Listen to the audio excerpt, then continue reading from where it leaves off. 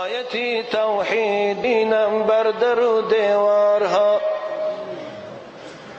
آیتی توحید بینم بر در و دیوارها، آسمانها کهکشانها ثابت و سیارها.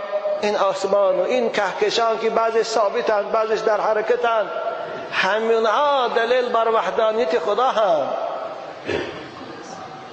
شاهدان بر وجود خالقی یکتای خویش، شاهدان بر وجود خالقی یکتای خویش، بحر و برها درها دریاچه ها کوهسارها.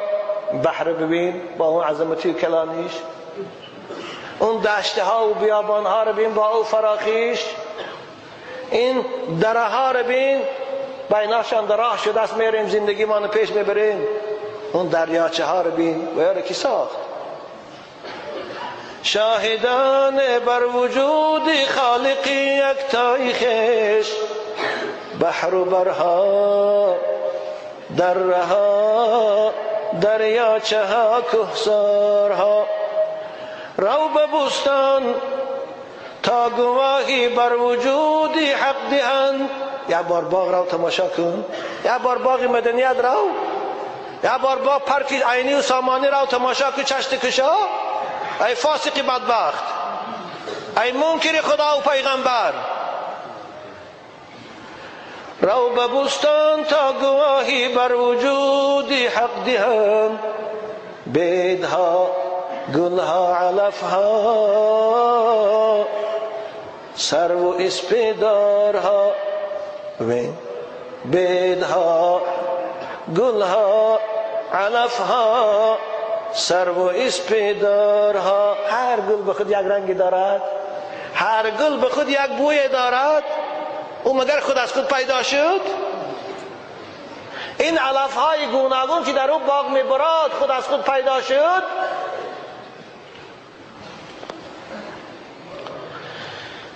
چیست این زیبایی اندر فصل زیبایی بهار؟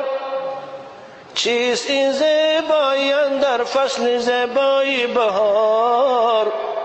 در بیابانها چمنها جنگل و نیزارها. ببینید بهار تمام طبیعت از نو زنده می شود.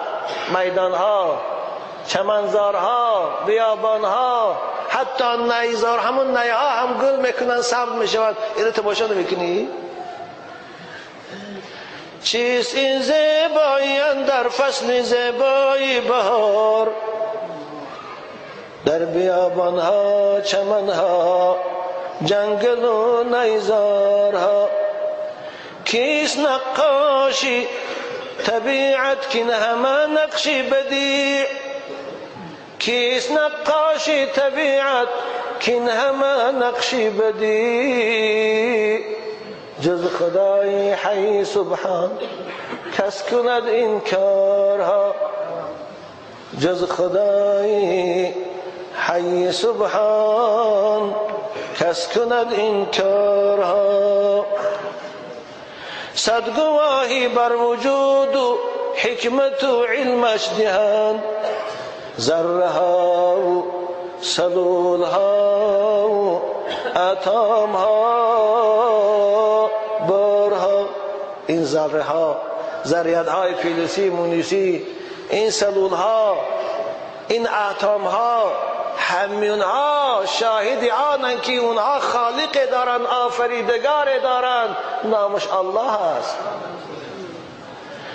از اتم تا کهکشان ها تا سحابی ها همه، از اتم ها تا کهکشان ها تا سحابی ها همه، بنده حقند و فرمان بر نخود مختارها.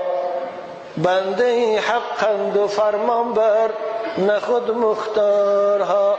همینها خدمت خدا رو میکنند، همینها فرمان بردار امر خدا هستند.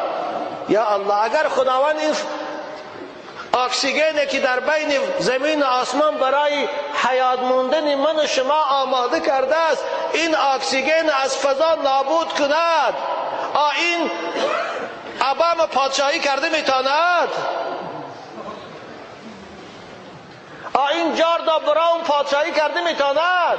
نمیتواند. والله انشاءالله اینا طغیانشان زائد شود، یه روز خدا او اکسیژن از هوا میگیرد.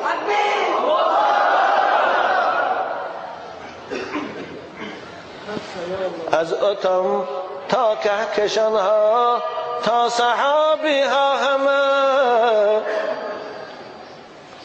بنده حقند و فرمان بر نه خود مختارها، نه خود مختار نیستند، فرمان بر خدا هستند.